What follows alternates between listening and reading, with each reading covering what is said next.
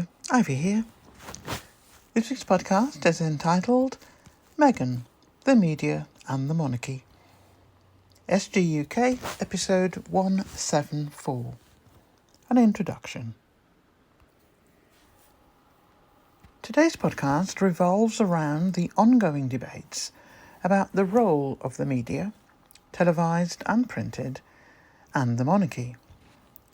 The theme running through all the extracts I'll be reading out in this podcast, you will see the full reports in the article itself, and even more in the list of reference sources at the end of the article, which will be published on the Monday after the podcast.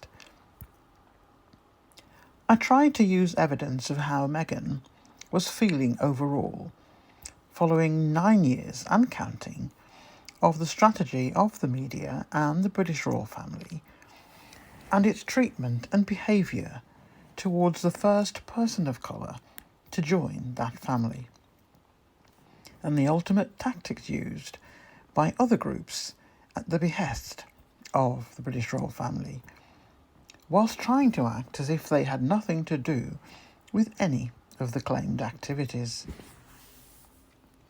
The relationship between the two bodies and the unwritten contract between the two groups has grown over the last few decades, and the activities and behaviour since 2016 led to the Sussexes leaving the UK in March 2020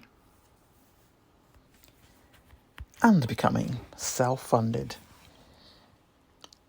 5 years later, after a torrent of abusive actions in breach of many aspects of UK and international law, there is now a realisation of the huge mistake that was made during those 9 years, and a doubling down of abusive behaviour during that time period to now, where the monarchy is on its last legs.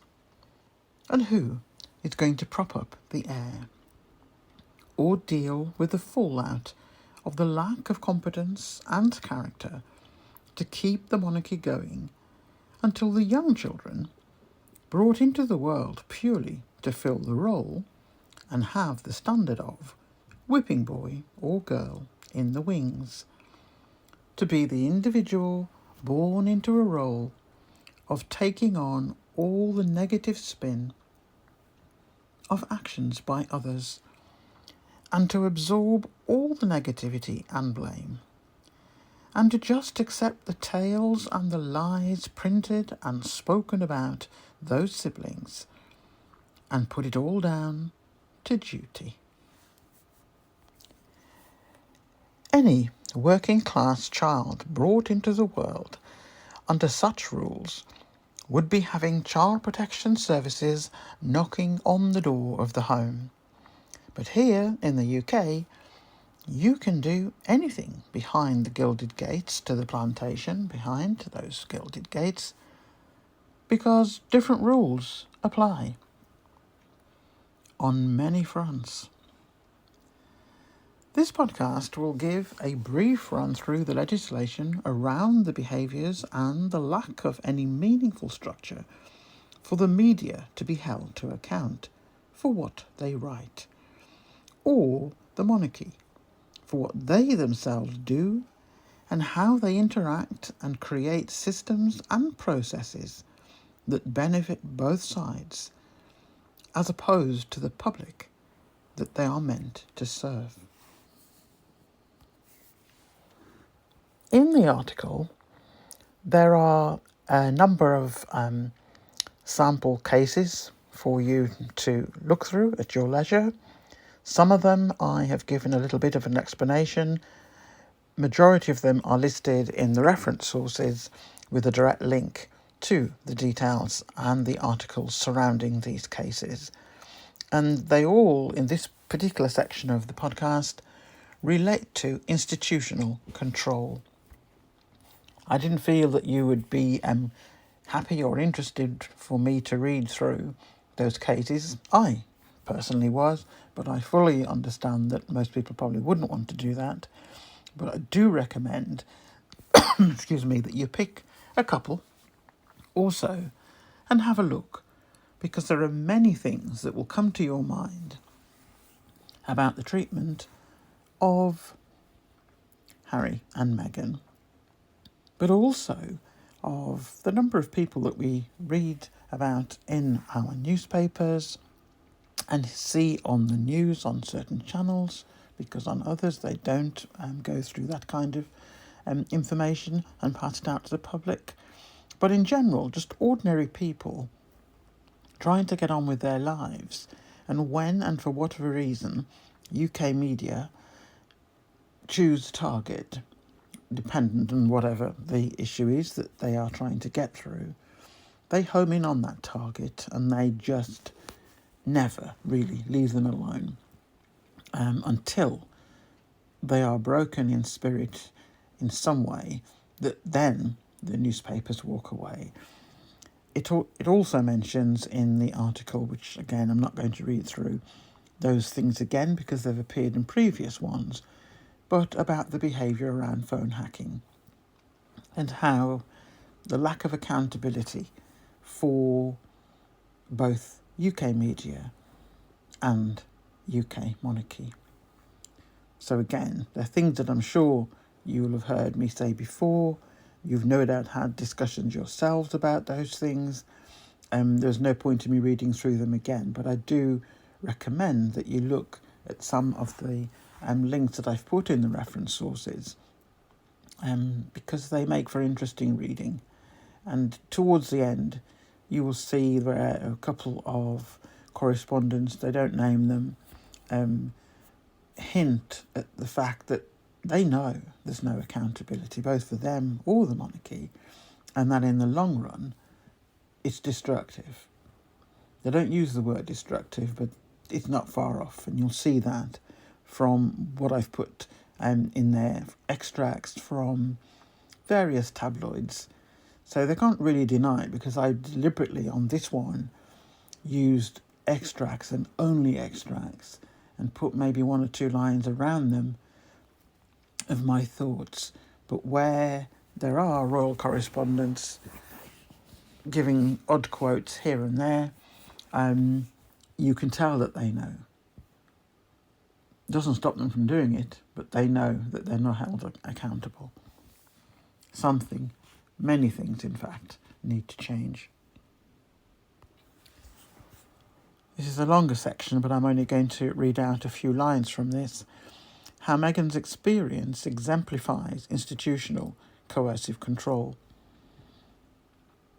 We will cover a summary of experiences and legislation to both explain the law and give examples of applications inside the court system, and give some idea of how people with less resources at their disposal try to navigate the court processes, and how those who are not held accountable as to how they treat their targets in the public, and include those in the public eye, like Meghan and Harry, would, and how they might fare in the future, with the ongoing changes being made in aspects of the law surrounding domestic violence and also coercive control. Laws and processes which are being explored and updated and have been going on since 2015. The following extract is taken from the Express newspaper, and it refers to an interview between Meghan and Tom Bradby during the South African tour. All the tabloids wrote articles, as they do every day, with their usual bias on many fronts. The point being made here by this interview is valid and concerning at the time, and the March 2020 departure from royal life was inevitable, and only the British royal family, and perhaps the media, were surprised when Harry left too. That in itself makes a statement. The intention was to destroy or break Meghan's spirit. None of the British royal family ever considered that Harry would not be left behind, to pick up his role of whipping boy and just accept that his family do not see it as abuse, just duty. Somehow, there was a belief that the British royal family would survive if Harry remained around for a decade or so. And then he would be cast aside like all spares, and feel grateful for the privilege of being treated that way. Wow, how lucky would anyone feel in such circumstances? One would think that the history of spares in the royal family all fared so well as a result. Meghan's interview with Tom Bradby during the couple's royal visit to South Africa was the moment everything changed. Meghan's honest words about the tough times she faced in the royal spotlight left everyone at the palace speechless. Harry and Meghan's exit from royal duties shocked the globe, but signs were there before they left. The big change for them can be traced to a moment in 2019 when Meghan talked with Tom Bradby on their trip to South Africa. They were being filmed for an ITV show, Harry and Meghan, An African Journey, which was about their journey in Africa, but viewers couldn't believe it when Meghan shared how sad she was. When she added at the end,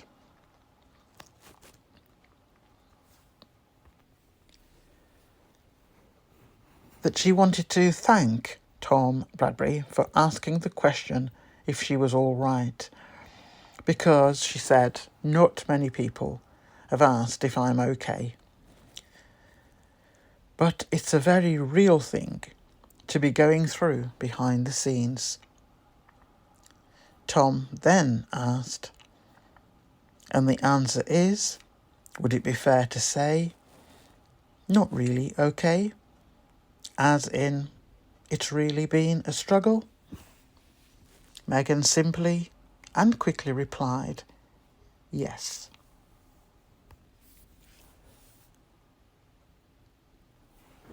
Controlling or coercive behaviour became recognised as a criminal offence in England and Wales in 2015. This new offence aimed to close a gap in existing laws on stalking and harassment, ensuring controlling or coercive behaviour taking place in any ongoing relationship, including families and groups, was reflected in law. The offence closes a gap in the law around patterns of controlling or coercive behaviour that occurs during a relationship between intimate partners, former partners who still live together, or family members. This offence sends a clear message that this form of domestic abuse can constitute a serious offence, particularly in light of the violation of trust it represents, and will provide better protection to victims experiencing repeated or continuous abuse. It sets out the importance of recognising the harm caused by coercion or control, the cumulative effect on the victim, and that a repeated pattern of abuse can be injurious and harmful than a single incident of violence. Another section here, an extract from a much larger piece of work, and again, any of the paragraphs here I think stand out in their own right, never mind put them all together. So this is about where the law generally has been weak up until 2015, and that's still ongoing in terms of improvements needed. But the law was weak in anything to do with, regardless of the violence that took place within the home, but when people split and went separate ways, and one remained in the home and one moved away for safety, the law didn't apply. So these few lines that I'm reading out, if you just can imagine, it's part of a much wider section of the report, but just to give you an idea that this was an area that caused concern. This presented a significant gap in the protection that was afforded victims, as many controlling or coercive behaviours worsen or even start after a victim leaves the abuser. 1 in 4 women report that their former partner continues to economically abuse and control them after the relationship has ended. This could include spending money from the victim's personal bank account or a joint account, running up bills in the victim's name, prolonging the sale of joint property, interfering with the victim's employment, and non-payment for a joint mortgage. These few lines are around the Serious Crime Act of 2015 and its implementation regarding coercive control. The confusion also stems from the broad scope of conduct associated with controlling or coercive behaviour. The nature of coercive control means it can encompass conduct that is as subtle as a threatening word or a meaningful look. The more subtle behaviours often occur within the context of years of abuse, alongside instances of violence and sexual violence intended to punish the victim for what is perceived as non-compliance. It can be challenging to recognise which acts cross the threshold into criminality and when it is in the public interest to prosecute. In the article, there are a couple of charts that list, I think it's 5 or 6 cases. There are more, but these were just sample cases, specific cases highlighting advancements and setbacks in addressing coercive control legally. The term implacable hostility is widely used to reference more high conflict cases where one parent may exhibit hostility to or reluctance for the other parent being involved in child arrangements, and it names the case and the year of the case. That one that I've just read out is a case from 2008. There is another here that refers to the name of the people involved, and the date for that citation is from 2024. Courts can label a parent as implacably hostile, or they do not cooperate with its directions regarding child arrangements, without always fully considering the reasons for their resistance. That particular case is 2017, and those first 3 are definitely, because I remember the dates and the names, those first 3 are on that chart, or one of the 2 charts that I mentioned, that gives you the full reference, sort of the summary of what went on in the courtroom and the outcome. And it, as I said at the beginning, there are some good things that happen and there are other cases that didn't do so well.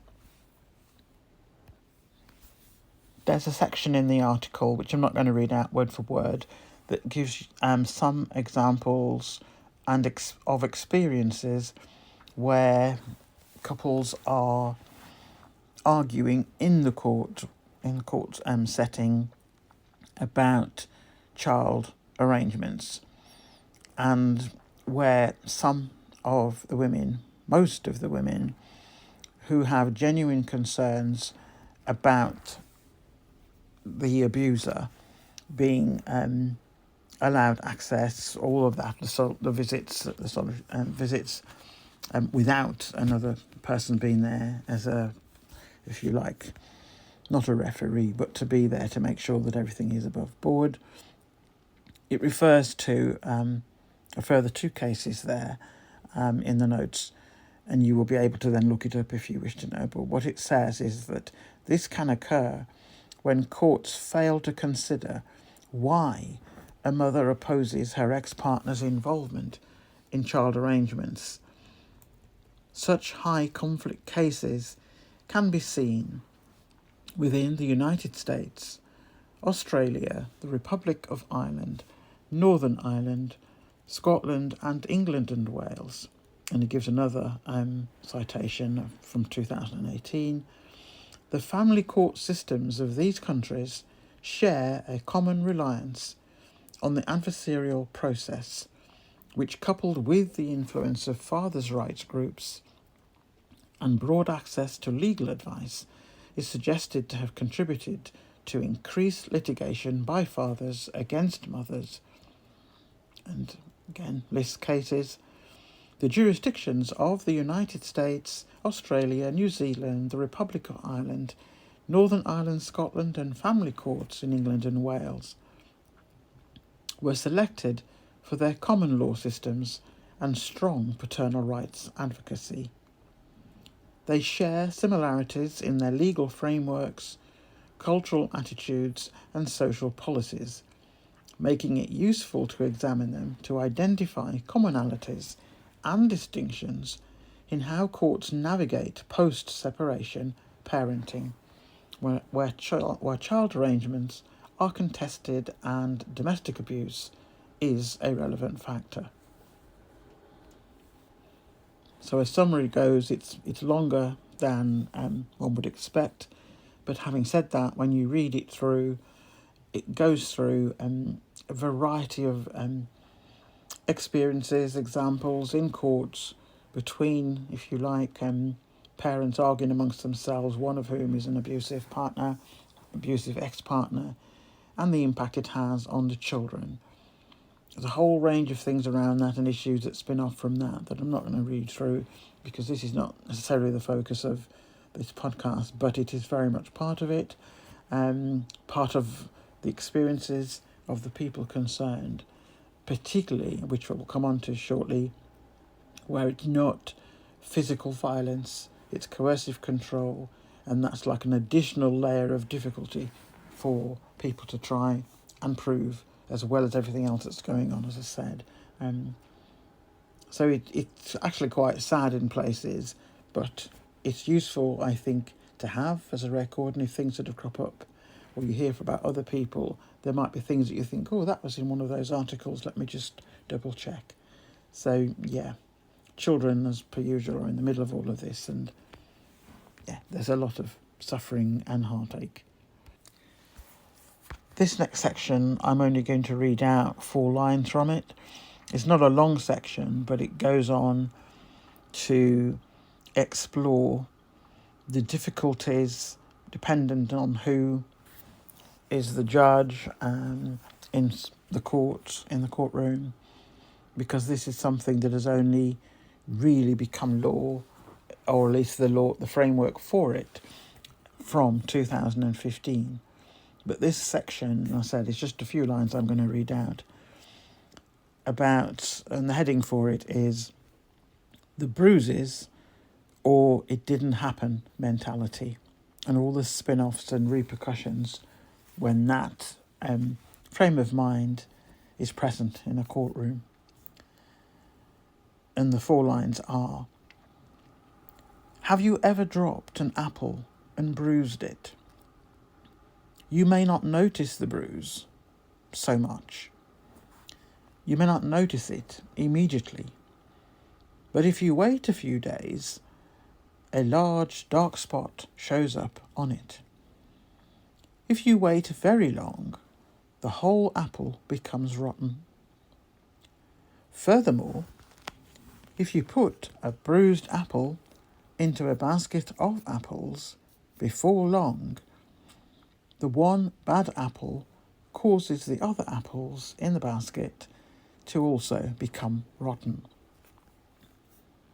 I have to say that particular extract is not something that I wholly agree with, particularly towards the end, but the heading was what caught my eye, and further into the article and the paragraphs that are around it. It's not a big section, but the heading of it was what caught my eye, because I do know from the research that I have done, and many others have done far more, that there is a mentality out there that unless someone has knocked you about on a regular basis and you have cuts and bruises and you can walk into a courtroom with those, that you have more chance of being listened to. But when it's psychological abuse, it's not seen in the same way. And so the heading, the bruises, or it didn't happen mentality, is very real, and it's not a small percentage. And if you recall from last week's podcast, when we were talking about the comparisons between domestic abuse and physical abuse being seen as a more important, more urgent case than someone with psychological abuse.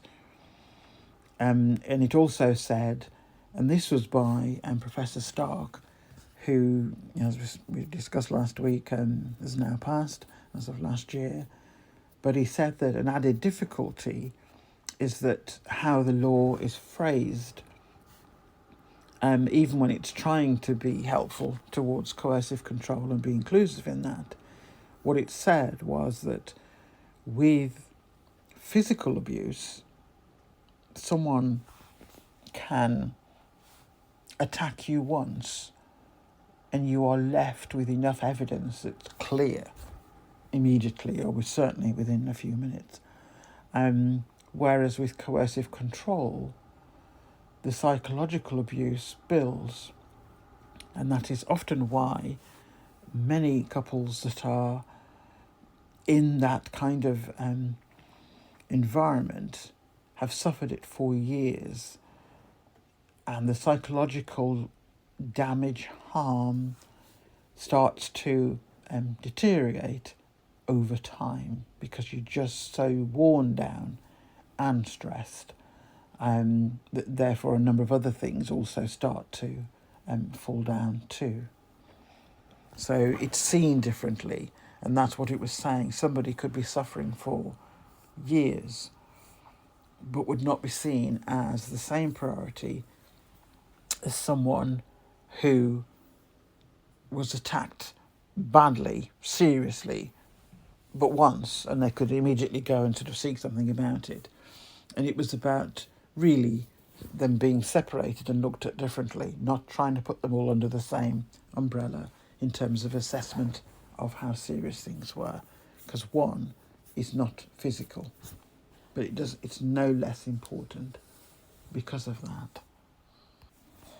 And I think I'll add, I hadn't planned to because it's not in my article, but I'll say it because I've said it before,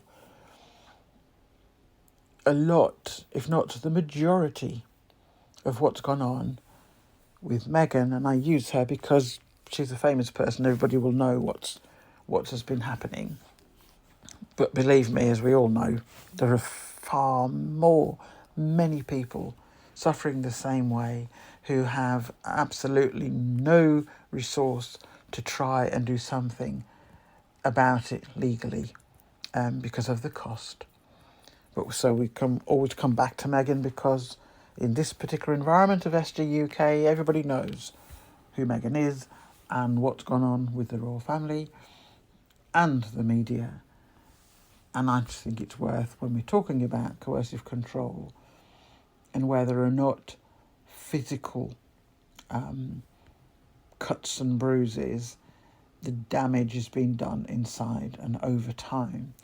And to some degree, that's what Tom Bradley was getting at when he said, "Are you okay? Has anyone asked you if you're okay?" And the answer was no. They haven't asked, and no, she's not okay.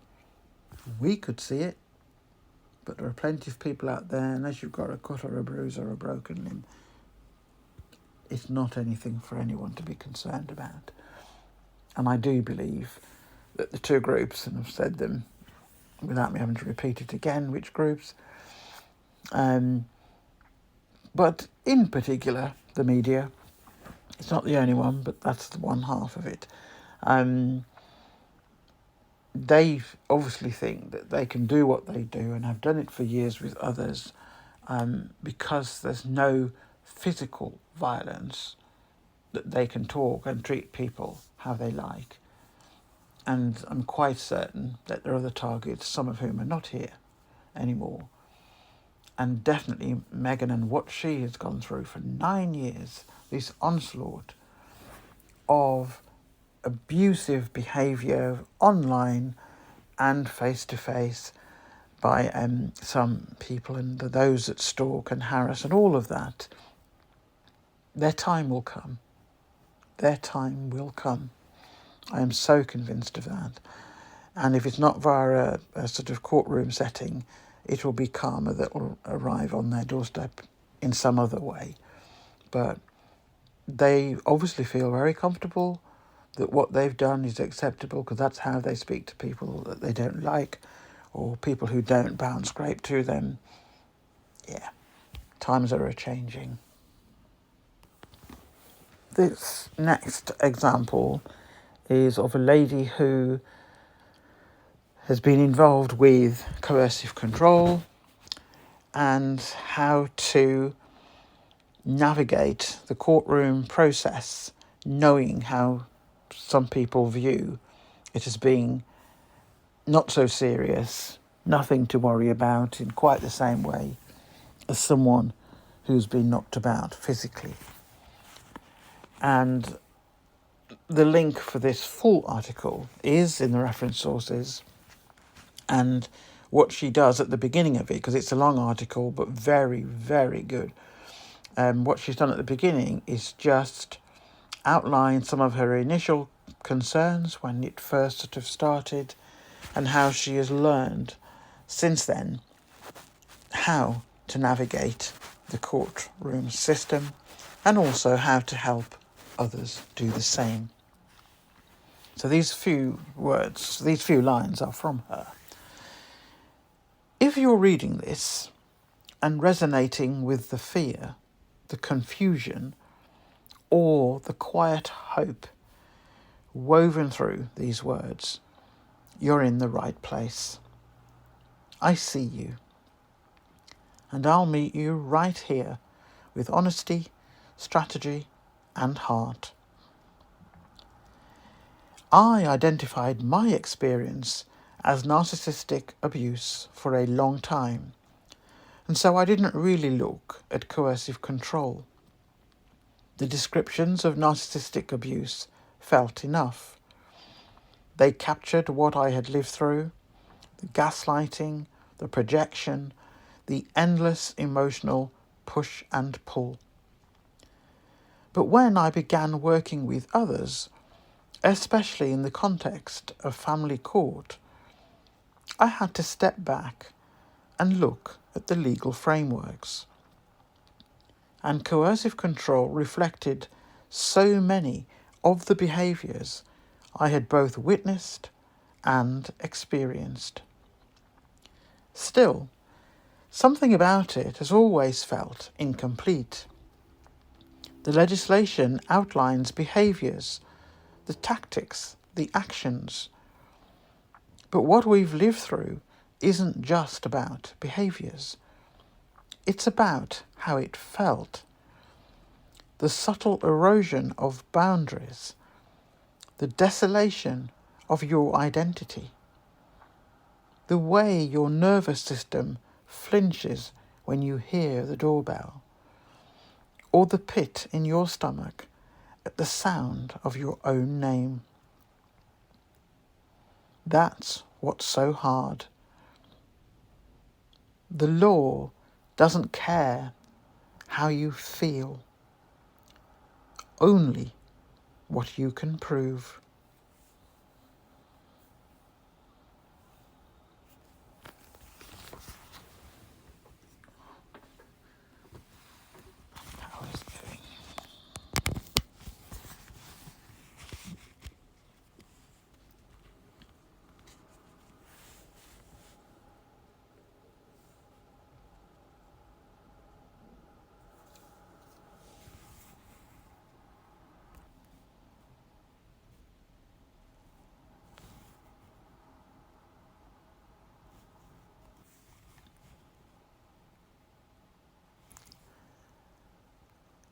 And that's why I wrote this blog, to offer a realistic, grounded review of how difficult it is to evidence coercive control, while also giving you tools to turn the day-to-day turmoil into something the court can understand.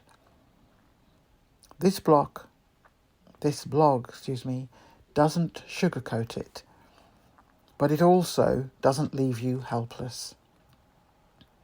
If you are here, know this: your feelings are valid, even if the court can't always see them.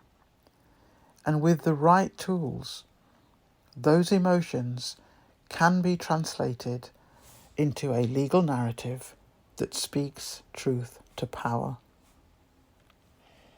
Let me say here that the blog is quite long. It is very, very user-friendly. This lady has been on the receiving end in the past of coercive control, and she wanted to find a way to produce a set of guidelines and tools to enable someone in the legal system, or people in the legal system, who need something else for them to understand that psychological abuse is damaging, and why it's damaging and how it's damaging. But rather than just argue on that point, which is very important, she's also done a lot of work in how, by explaining it in a slightly different way, and a number of ways that she's put down in the blog, it enables people to start to think about things from a different perspective. I found it fascinating, just those first few lines that I've read out for the podcast. And I know that if I was in that position, or I had friends or family members who were in that position, I would be recommending that they read this blog and make further inquiries if they so wish. But I just loved the approach of just the introduction to it. I warmed to it, and I felt that I can't be the only one that was struck in that way. Very, very good article. And in fact, I will be reading more of her work. It's bad that I can't even remember her name. That's so bad. I will do. I know I will, because I'm going to read it enough times that it'll be there embedded. That whole blog was so impressive. But I know that there's lots of other work, and she does a lot of work within the court system. So, yeah, I'm looking forward to finding out more about this lady, and may well, no doubt, be quoting from her in the future as well in these podcasts. In the article, there's a section about international human rights standards and where UK law falls short. This short extract is about stats that have been collected about various forms of abuse, coercive control included, but mainly, because that's the one that people appear to know more, about domestic abuse, and particularly during the COVID years. So there are figures around that, about how many people, because they're all locked up in the same home, and tensions and kind of things. So the figures are very high. In March 2020, an estimated 2.3 million adults experienced domestic abuse, 1.6 million women, and 757,000 men. With lockdown restrictions, various charities working with victims of domestic abuse warned against the impact of victims remaining in homes they shared with their abuser. His Majesty's Constabulary Review came after the introduction of the Domestic Abuse Act 2021. Victoria Atkins, MP, Minister for Safeguarding, described the legislation as a landmark bill that would help transform the response to domestic abuse, helping to prevent offending, protect victims, and ensure they have the support they need. The Act created a legal definition of domestic abuse and highlighted that this is not just physical violence, but also emotional, controlling, or coercive and economic abuse. Created a new domestic abuse protection notice and domestic abuse protection order. Placed a duty on local authorities to provide accommodation and support to victims of domestic abuse and their children. Preventive perpetrators of domestic abuse from cross-examining their victims in person in the civil and family courts. Clarified that the family court could prevent a perpetrator from pursuing family proceedings that could cause further harm to their victims. The definition of controlling or coercive behaviour was extended to cover abuse that took place after separation.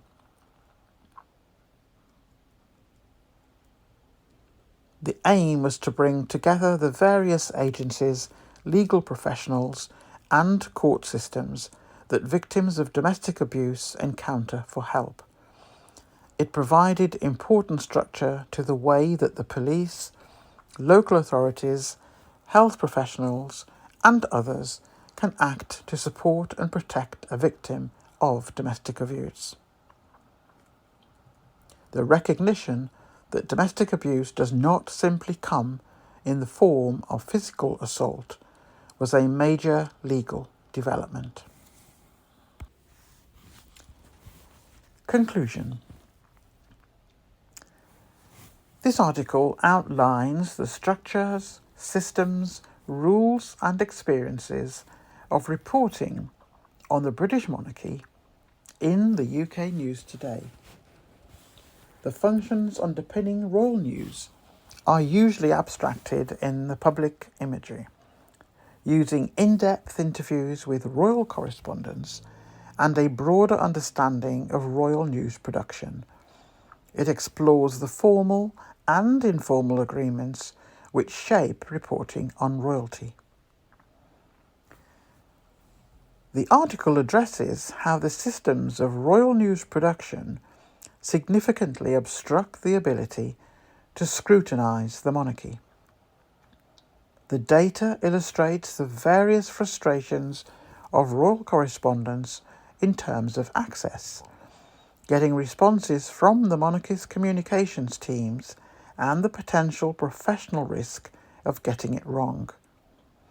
This has significant implications for questions of media, culture, and ideology in the UK media, and the power afforded to the British monarchy in regulating its own media coverage. In January 2020, when Harry and Meghan announced they were stepping back as senior members of the royal family, their website detailed a new media strategy for the couple, signalling a broader disagreement with the foundations of the media-monarchy relationship. This involved adopting a revised media approach to ensure diverse and open access to their work, including engaging with grassroots or new journalists, inviting specialist media to engagements, sharing information via social media channels, and no longer participating in the Royal Rota system, a traditional rota system which grants exclusive access rights to royal events for a select group of media outlets who must apply for a pass. The announcement also explicitly criticised royal correspondence. There have been no academic studies on the technicalities of royal news production, its systems, structures and rules, its key actors, and the consequences of royal reporting. Given the centrality of the monarchy to British social, political, and cultural life, such study is pivotal. This article draws on an in-depth interviews with royal correspondents and uses the data from these interviews to frame, contextualise and elaborate on wider news articles and reports about royal news production in the UK. It addresses two questions. What are the structures, systems, rules and experiences of royal news reporting in the UK today? And to what extent do these systems facilitate holding the monarchy to account? While the extent to which UK journalism fulfills its fourth estate function, to hold the powerful to account is disputable. With the monarchy, it seems there is seldom even capacity. As this article demonstrates, many of the royal correspondents I spoke to suggested that this accountability role is hindered because of the systems and structures around royal news, which inherently curtail criticism. I argue this has significant implications for questions of media, culture and ideology in the UK media, and for the power of the British monarchy given its seemingly ability to manage its own media coverage. And by the way, when I was saying I was not referring to myself, it was to a royal correspondent who was not named. So just to make that clear, it's not me that's been saying that. This comes from one of the anonymous correspondents. If you do hold them to account, are you going to find yourself hitting more brick walls later? However, for our purposes, it is interesting to consider how systems like public relations influence the values of news production. Royal news written by royal correspondents is shaped by a series of formal and informal codes. These then influence the experiences of royal correspondents in collecting news, the stories they write, and most importantly, the extent to which they are able to hold the powerful royals to account. While the idealised fourth estate function is increasingly at risk anyway, this article demonstrates that the systems of royal news production inherently hinders it before it even begins. That's the end of this week's podcast. As per usual, I'd be very interested to read and hear your views about accountability. Notice that the royal correspondents were mentioning more than once and several times in the full article that you will see Monday onwards. But they were questioning the accountability of the royal family, and rightly so. But I would say that the question works both ways, because the behaviour of royal correspondents, certainly in the Royal Rota crew, leaves a lot to be desired, and there is no way on this planet that any of them that have been involved for the last 9 years in the kind of activity around Harry and Meghan, none of them can say what they were doing was legal. And there are many, many aspects of basic human rights that they were in breach of on a regular basis. That, I am sure, will emerge over the coming years for future people who go into that profession, and hopefully one or two who are in it now will be held to account. So, as I said, look forward to your comments and thoughts on this topic, on this article, this podcast, and next week, as you've seen from the flyer, will be very, very interesting and possibly volatile for one or two on the receiving end and listening in. So, it's goodbye from me. Bye from Ivy. Bye.